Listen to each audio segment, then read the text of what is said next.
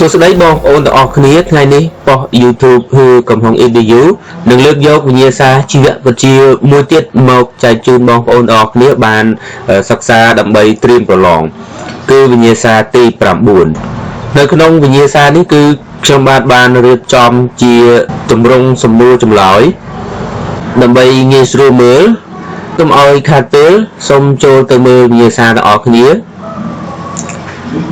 សំណួរទី1គឺសំណួរកគឺសួរថាតើអ្នកវិទ្យាសាស្ត្របានប្រើវិស្វកម្មហ្សេនេតិកក្នុងវិស័យអ្វីខ្លះបាទ1កតើអ្នកវិទ្យាសាស្ត្របានប្រើវិស្វកម្មហ្សេនេតិកក្នុងវិស័យអ្វីខ្លះសំណួរខតើគេផលិតបានអ្វីខ្លះក្នុងវិស័យនីមួយៗចឹងតើគេប្រើវិស្វកម្មហ្សេនេតិកក្នុងវិស័យអ្វីខ្លះតោះចម្លើយលេខ1កគឺអ្នកវិទ្យាសាស្ត្របានប្រើវិស្វកម្មហ្សេនេតិកក្នុងវិស័យសុខាភិបាលវិស័យឧស្សាហកម្មផលិតស្បៀងនិងវិស័យកសិកម្មអញ្ចឹងវិស្វកម្មហ្សេនេតិកគឺត្រូវបានគេយកទៅប្រើនៅក្នុងវិស័យ3សំខាន់ៗហ្នឹងគឺមានវិស័យសុខាភិបាលគឺសម្រាប់ព្យាបាលជំងឺនិងវិស័យឧស្សាហកម្មផលិតស្បៀងអាហារមួយទៀតនោះគឺវិស័យកសិកម្មអញ្ចឹងតើក្នុងវិស័យនីមួយៗគេផលិតបានអ្វីខ្លះទី1គឺក្នុងវិស័យសុខាភិបាលក្នុងវិស័យសុខាភិបាលគេផលិតបានអង់ទីប៊ីយោទិកគឺវ៉ាក់សាំងហើយនឹងអាំងតេប្រូនអាំងតេឡូគីនអាំងស៊ូលីនហើយនឹងអង់ទីកនឹងមានផលិតផលផ្សេងៗទៀតក្នុងវិស័យឧស្សាហកម្មផលិតស្បៀងគឺគេផលិតបានទឹកដោះគោជូរប្រមាសស្រានំប៉័ងស្រាបៀរនិងប្រភេទអាហារកំប៉ុងនិងអាហារវេចខ្ចប់ផ្សេងៗទៀតក្នុងវិស័យកសិកម្មគឺគេផលិតបានអរម៉ូនលូតលាស់ហើយប្រភេទថ្នាំសម្រាប់សត្វល្អិតថ្នាំសម្រាប់សត្វចង្រៃសំណួរទី2គេសួរថាតើប្រព័ន្ធប្រសាទមនុស្សមានមុខងារអ្វីខ្លះគឺនៅក្នុងមេរៀនមួយគឺទាក់ទងនឹងប្រព័ន្ធប្រសាទហើយសំណួរហ្នឹងក៏ឧស្សាហ៍មានការចេញប្រឡងដែរតើប្រព័ន្ធប្រសាទមនុស្សមានមុខងារអ្វីខ្លះចូលពន្យល់ពីមុខងារនីមួយៗដោយលើកឧទាហរណ៍បញ្ជាក់យើងប្រាប់ពីមុខងារហើយយើងពន្យល់ឬលើកឧទាហរណ៍បញ្ជាក់នៅមុខងារនីមួយៗនោះប្រព័ន្ធប្រសាទមនុស្សមានមុខងារដូចជាគឺមុខងារទទួលព័ត៌មានទី2គឺការឆ្លើយតបព័ត៌មាននិងការរក្សាថេរលំនឹងហើយមើលមុខងារទី1គឺការទទួលព័ត៌មានបាទការទទួលព័ត៌មាននេះគឺតាមរយៈប្រព័ន្ធប្រសាទវាធ្វើឲ្យយើងដឹងនៅអ្វីៗដែលកើតមាននៅជុំវិញខ្លួនយើងអញ្ចឹងគឺយើងអាចដឹងព័ត៌មានពីក្នុងមជ្ឈដ្ឋានដោយសារតែប្រព័ន្ធប្រសាទឧទាហរណ៍កីឡាករបាល់ទាត់យើងលើកយកកីឡាករបាល់ទាត់មកជាឧទាហរណ៍គឺគាត់អាចដឹងថាបាល់គឺត្រូវបានសម្ដៅមករកខ្លួនគឺដោយសារតែប្រព័ន្ធប្រសាទបាទដែលមានភ្នែកគឺជាអ្នកទទួលយករំញោចនៃពន្លឺនេះគឺរូបភាពនៃបាល់ដែលកំពុងតែសម្ដៅមករកខ្លួនហើយបញ្ជូនវាទៅកាន់គូក្បាលហើយគូក្បាលបកស្រាយធ្វើឲ្យយើងដឹងថាបាល់កំពុងតែសម្ដៅធ្វើឲ្យកីឡាករបាល់ទាត់អាចដឹងថាបាល់កំពុងតែសម្ដៅមករកខ្លួនមុខងារទី2គឺការឆ្លើយតបទៅនឹងព័ត៌មានការឆ្លើយតបព័ត៌មានគឺមជ្ឈមណ្ឌលប្រសាទវាធ្វើឲ្យសារពាង្គកាយមានប្រតិកម្មទៅនឹងរំញោចគឺបំរែរំញោចហ្នឹងគឺជាបំរែបំរួលនៅក្នុងមជ្ឈដ្ឋានជាងនៅពេលដែលមានបំរែបំរួលនៅក្នុងមជ្ឈដ្ឋានហ្នឹងប្រព័ន្ធប្រសាទធ្វើឲ្យសារពាង្គកាយមានប្រតិកម្មទៅនឹងបំរែបំរួលឬទៅនឹងរំញោចនោះដោយកំណត់នៅប្រភេទប្រតិកម្មទៅនឹងរំញោចឬទៅនឹងព័ត៌មានកំណត់ប្រភេទប្រតិកម្មអាស្រ័យទៅតាមព័ត៌មាននឹងដែលទទួលបានអញ្ចឹងទៅឆ្លើយតបបែបម៉េចពីការឆ្លើយតបព័ត៌មានគឺមជ្ឈមណ្ឌលប្រសាទវាធ្វើឲ្យសារពាង្គកាយមានប្រតិកម្មទៅនឹងរំញោចនៃមជ្ឈដ្ឋានដោយកំណត់នៅប្រតិកម្មតបទៅនឹងរំញោចនោះយើងលើកឧទាហរណ៍ខ្ញុំ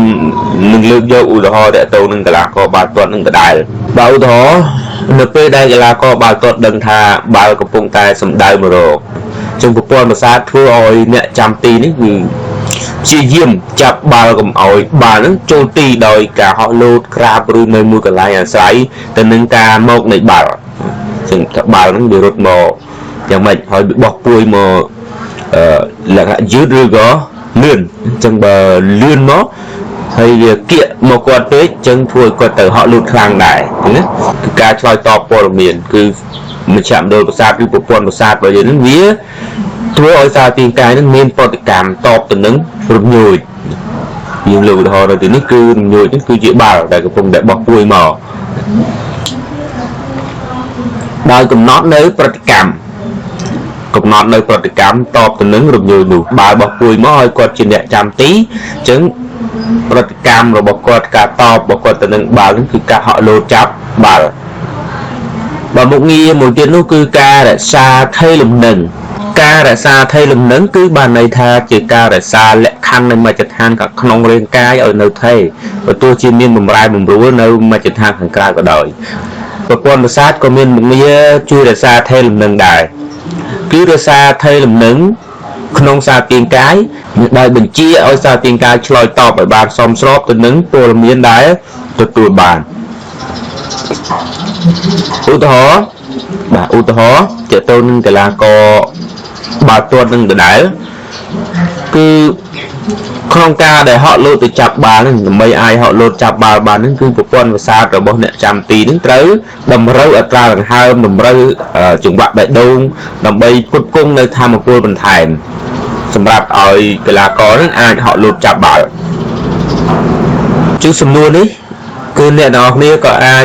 លើកឧទាហរណ៍ផ្សេងក្រៅពីនេះបានដែរណាឲ្យតែត្រឹមត្រូវហើយក្នុងទូរទស្សន៍មួយហ្នឹងគឺយើងអាចឲ្យឧទាហរណ៍ផ្សេងគ្នាបានគឺមិនអីទេឲ្យតែយើងលើកឧទាហរណ៍មកឲ្យបានត្រឹមត្រូវដូចកន្លែងនេះអីយើងអាចលើកឧទាហរណ៍ពីការទះមុខអីជាដើមក៏បានដែរសំណួរលេខ3ក៏គេសួរថាតើកោណជាអ្វីក្នុងការបន្តពូជរបស់រុក្ខជាតិ Gymnosperm តើកោណមានន័យដូចម្ដេចសំណួរខចូលប្រៀបធៀបលក្ខណៈខុសគ្នារវាងកោណញីហើយនិងកោណឈ្មោលទាំងសំណួរហ្នឹងសំណួរលេខ3គឺមានកមានខគឺសួរថាកោណជាអ្វីហើយក្នុងការបន្តពូជរបស់រុក្ខជាតិ Gymnosperm តើកោណមានន័យដូចម្ដេចចឹងយើងឆ្លើយវាតែម្ដងមកយើងថាកោណចំពោះរុក្ខជាតិ Gymnosperm កោណគឺជាសរីរាង្គបន្តពូជឬយើងអាចឆ្លើយថាកោណជាសរីរាង្គបន្តពូជរបស់រុក្ខជាតិ Gymnosperm យើងអាចឆ្លើយចឹងណានៅក្នុងការបន្តពូជកោណមានន័យផលិតកាម៉ែតគឺកាម៉ែតញីនិងកាម៉ែតឈ្មោលបាទកោណនឹងវាមានពីរប្រភេទវាមានកោណញីនិងកោណឈ្មោលចឹងអាកោណញីវាផលិតកាម៉ែតញីហើយកោណឈ្មោលនឹងគឺវាផលិតគ្រាប់លំអងដែលក្រោយមកគ្រាប់លំអងវាផលិតនៅកាម៉ែតឈ្មោលមួយទៀតកោណញីវាជាកន្លែងដែលកាម៉ែតញីនិងកាម៉ែតឈ្មោលជួបគ្នាហើយបង្កកំណើតលូតលាស់ទៅជាអំប្រយ៉ងដែលជាផ្នែកមួយនៃក្របចឹងអំប្រយ៉ងគឺជាផ្នែកមួយនៃក្របចូលដល់សំណួរខគេឲ្យយើងប្រៀបធៀបលក្ខណៈខុសគ្នារវាងកោណញីហើយនិងកោណឈ្មោលតើកោណញីនិងកោណឈ្មោលគ្នាដូចមួយខ្លះជាយើងតាមមកយើងថាប្រៀបធៀបលក្ខណៈខុសគ្នារវាងកោណញីនិងកោណឈ្មោលបែបនេះអាចពុះជាពីរឬយើងអាចទៅសេចុះក្រោមក៏បានដែរទៅសេកោណញីឲ្យអស់មកហើយទៅសេកោណឈ្មោលឲ្យអស់មកដោយលក្ខណៈមួយហ្នឹងគឺវាស៊ីគ្នាអញ្ចឹងណាទាំងទី1កោណញីវាមានទំហំធំហើយកោណញីផលិតអូវលចំនួន2កោណញីស្ថិតនៅលើដើមរហូតដល់គ្រាប់ទុំចំពោះកោណឈ្មោលវិញបាទកោណឈ្មោលវាមានទំហំតូចវាផលិតគ្រាប់លំអងជាច្រើនកោណឈ្មោលជ្រុះក្រោយពេលដែលជ្រុះគ្រាប់លំអងនេះហើយគឺជាលក្ខណៈខុសគ្នាទាំងទី1ខុសគ្នាទៅលើទំហំគឺកោណញីធំកោណឈ្មោលតូចពីគឺទាក់ទងនឹងនីតិរបស់វាគឺកោណញីផលិតអូវលចំនួន2ចំណែកកោណឈ្មោលផលិតគ្រាប់លំអងជាច្រើនហើយមួយទៀតនោះគឺកោណញីវាស្ថិតនៅលើដើមរហូតដល់គ្រាប់ទុំចំណែកឯកោណឈ្មោលវិញគឺវាជ្រុះក្រោយពីមានការជ្រុះគ្រាប់លំអងសំណួរលេខ4បើសំណួរលេខ4កគឺសួរថាតើហូម៉ូនជាអ្វីតើហូម៉ូនជាអ្វីសំណួរខតើហូម៉ូនមានឥទ្ធិពលលើសារពាង្គកាយទាំងមូលដែរឬទេចូលពន្យល់ដោយឲ្យឧទាហរណ៍បញ្ជាក់ខតើហូម៉ូនមានឥទ្ធិពលលើសារពាង្គកាយទាំងមូលដែរឬទេចូលពន្យល់ដោយឲ្យឧទាហរណ៍បញ្ជាក់ជាយើងឆ្លើយសំណួរកសួរថាតើហូម៉ូនជាអ្វីបើហូម៉ូនចំពោះសត្វហូម៉ូនគឺជាសារធាតុគីមីផលិតដោយក្រពេញ endocrine ហើយមានឥទ្ធិពលលើ metabolic នៃកោសិកាគោលដៅនេះជានិយមន័យ hormone ซึ่ง hormone ចំពោះសត្វគឺវាជាសារធាតុគីមីផលិតដោយក្រពេញ endocrine និងមានឥទ្ធិពលលើកោសិកាគោលដៅគឺឥទ្ធិពលទៅលើ metabolic នៃកោសិកាគោលដៅខគឺសួរថាតើ hormone មានឥទ្ធិពលលើសារពាង្គកាយទាំងមូលដែរឬទេចូលពន្យល់ដោយឧទាហរណ៍បញ្ជាក់បើ hormone មិនមានឥទ្ធិពលលើសារពាង្គកាយទាំងមូលទេគឺវាមានឥទ្ធិពលនៅកន្លែងណាមួយដែលត្រូវការវាប៉ុណ្ណោះឧទាហរណ៍បន្ទាប់ពីបរិភោគអាហារជាតិស្ករក្នុងឈាមកើនឡើងកំណើននេះភ្ញួយកោសិកាលំពែងឲ្យបញ្ចេញហូម៉ូនអាំងស៊ូលីនធ្វើដំណើរតាមចរន្តឈាមទៅណាគឺចូលទៅភ្ញួយកោសិកាថ្លើមកោសិកាសាច់ដុំនិងជាលិកាខ្លាញ់អានេះគឺជាកោសិកាគោលដៅរបស់វាឲ្យចាប់យកក្លូកូសពីក្នុងឈាមធ្វើឲ្យកម្រិតក្លូកូសក្នុងឈាមហូរចុះដូចនេះហូម៉ូនអាំងស៊ូលីននឹងគឺវាភ្ញួយកោសិកាគោលដៅឲ្យកម្រិតក្លូកូសក្នុងឈាមគឺឲ្យបន្ថយក្លូកូសក្នុងឈាមនៃការចាប់យកក្លូកូសទៅប្រើប្រាស់ឬក៏ស្តុកទុកបើនៅពេលប្រឡងអ្នកទាំងអស់គ្នាអាចលើកឧទាហរណ៍ផ្សេងក្រៅពីនេះក៏បានមិនចាំបាច់ថាលើកឧទាហរណ៍ពីហូម៉ូនអាំងស៊ូលីនអីហ្នឹងទេយើងអាចលើកឧទាហរណ៍ផ្សេងទៀតដូចជាតកតងនឹងហូម៉ូនអុកស៊ីតូស៊ីនអញ្ចឹងយើងឧទាហរណ៍ថាបើរំញោចនៃការជញ្ជក់ដោះរបស់ទារកញោចក្រពេញអ៊ីប៉ូភីឲ្យបញ្ចេញហូម៉ូនអុកស៊ីតូស៊ីនហូម៉ូននេះធ្វើដំណើរតាមចរន្តឈាមរបស់ម្ដាយហើយភ្ញួយកោសិកាសាច់ដុំជំវិញកោសិកាក្រពេញទឹកដោះនៅពេលកោសិកាសាច់ដុំកន្ត្រាក់គឺវាធ្វើឲ្យក្រពេញទឹកដោះបញ្ចេញទឹកដោះតាមរន្ធតូចៗនៅចុងដោះដូចនេះហូម៉ូនអុកស៊ីតូស៊ីនគឺភ្ញួយកោសិកាគោលដៅគឺជាកោសិកាសាច់ដុំហើយធ្វើចលនាដើម្បីជំរុញកោសិកាក្រពេញទឹកដោះឲ្យផលិតទឹកដោះជាយើងអាចលើកឧទាហរណ៍បានផ្សេងទៀតចូលមកសំណួរលេខ5បាទសំណួរនេះគេសួរថាចូលពន្យល់ដោយសង្ខេបថាតើ Darwin បានសង្កេតឃើញអ្វីខ្លះនៅពេលធ្វើដំណើរតាមសំពៅ Beagle តើ Darwin បានសង្កេតឃើញអ្វីខ្លះនៅពេលធ្វើដំណើរតាមសំពៅ Beagle ជាសង្ខេបទៅគឺ Darwin សង្កេតឃើញភាពរស់ប្លែកៗនៅពេលដែលគាត់ធ្វើដំណើរតាមសំពៅ Beagle គឺគាត់ឃើញភាពរស់ប្លែកៗផូស៊ីលខ្លះមានលក្ខណៈខុសប្លែកពីសត្វសពថ្ងៃខ្លះក៏ដូចសត្វសពថ្ងៃដែរ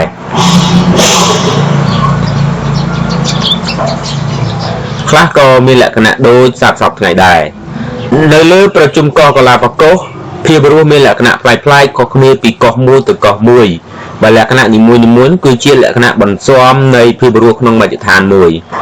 ម្យ៉ាងទៀតសត្វនៅលើកោះកាឡាប៉ាកូសមានលក្ខណៈដូចគ្នាខ្លះ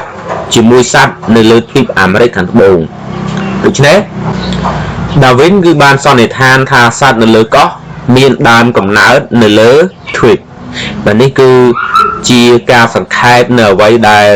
Darwin បានសង្កេតឃើញនៅពេលដែលគាត់ធ្វើដំណើរតាមសំពៅ Beagle អញ្ចឹងទីមួយគឺគាត់ឃើញភាពរស់ប្លែកៗឃើញ fossil ដែលមានលក្ខណៈប្លែកពីសត្វសពថ្ងៃ fossil ខ្លះក៏មានលក្ខណៈដូចសត្វសពថ្ងៃដែរហើយគាត់ឃើញនៅប្រជុំកោះកាឡាប៉ាកូសហ្នឹងគឺមានភាពរស់ប្លែកៗពីកោះមួយទៅកោះមួយហ្នឹងគឺភាពរស់ប្លែកៗគ្នា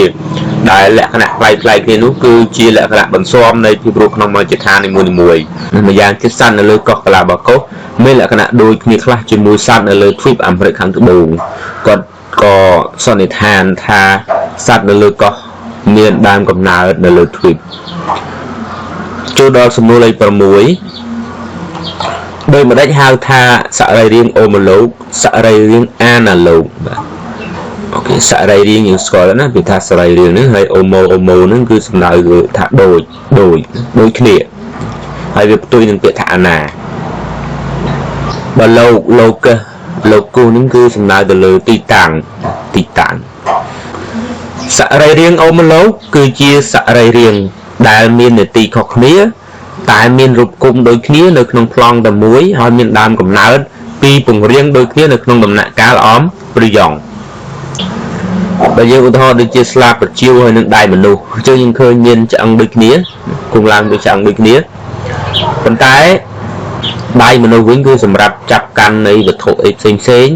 ចំពោះស្លាបប្រជាវវិញគឺវាប្រើសម្រាប់ហើរជាងមានន័យថាសរីរាង្គអូម៉ូឡូកហ្នឹងគឺជាសរីរាង្គដែលមាននីតិខុសគ្នាតែមានរូបគុំដូចគ្នានៅក្នុងប្លង់តែមួយហើយមានដើមកំណើតពីពង្រៀងដូចគ្នានៅក្នុងដំណាក់កាលអំប្រយ៉ង អ្វីទៅជាសរីរាង្គ analog ដូចផ្ទុយគ្នាណា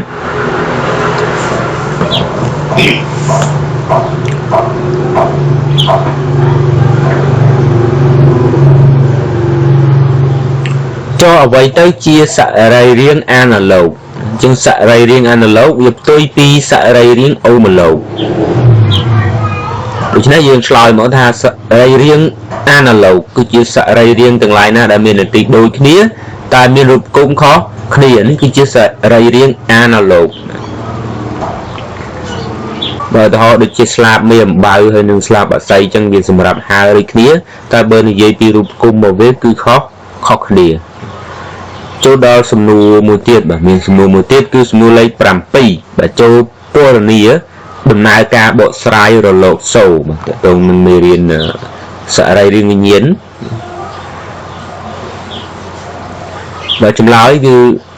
ដំណើរការបកស្រាយរលកសូរយកមិនខ្លះនៅពេលរលកសូរដាល់មកប៉ះនឹងត្រចៀកគឺត្រចៀកក្រៅរបស់យើងយើងហៅថាស្លឹកត្រចៀកហ្នឹងវាប្រមូលផ្ដុំនៅរលកសូរទាំងនោះហើយបញ្ជូនទៅតាមបំពង់សោតវិញ្ញាណទៅកាន់ក្រដាសត្រចៀកធ្វើឲ្យក្រដាសត្រចៀកញ័រ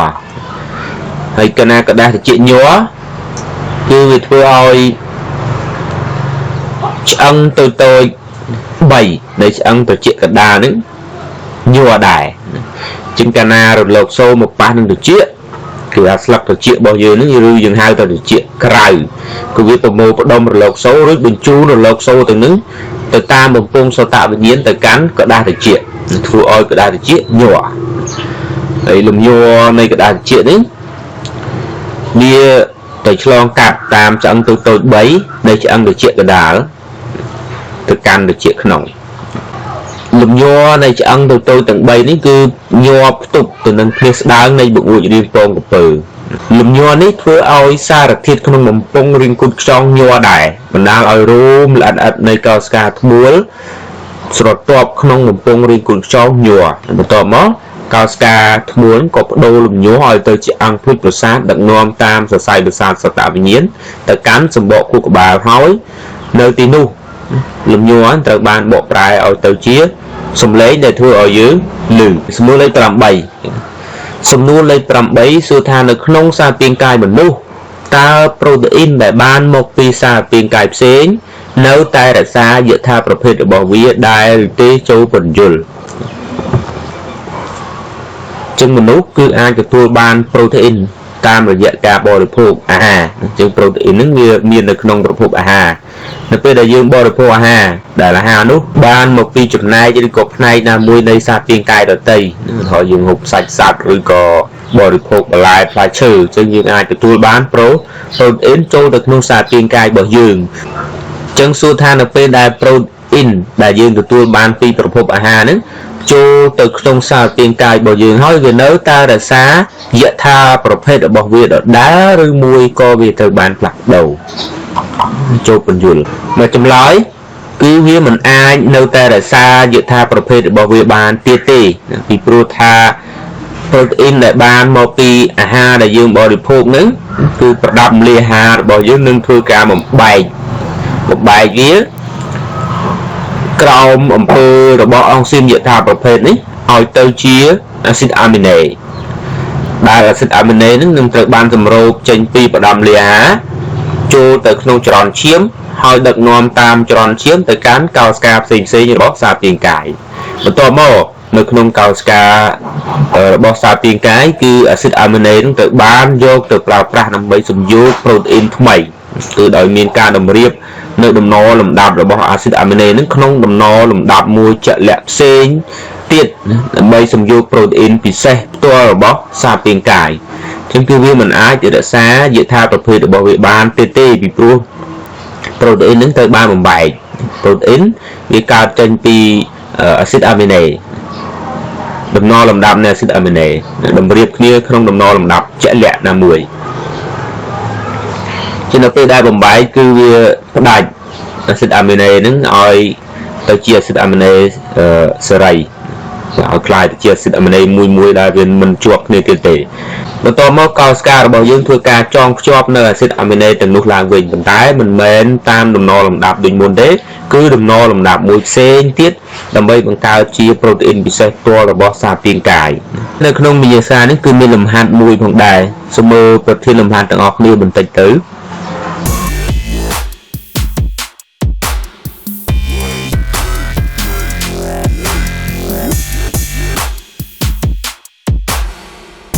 ប៉ុន្តែលំហាត់នេះគឺខ្ញុំមិនទាន់កែទេយើងនឹងជួបគ្នានៅក្នុងវីដេអូមួយទៀតដែលខ្ញុំនឹងយកលំហាត់នេះមកកែជូនបងប្អូនអរគ្នានិងសូមអរគុណសម្រាប់បងប្អូនអរគ្នាដែលបានចូលទស្សនានៅវីដេអូនេះ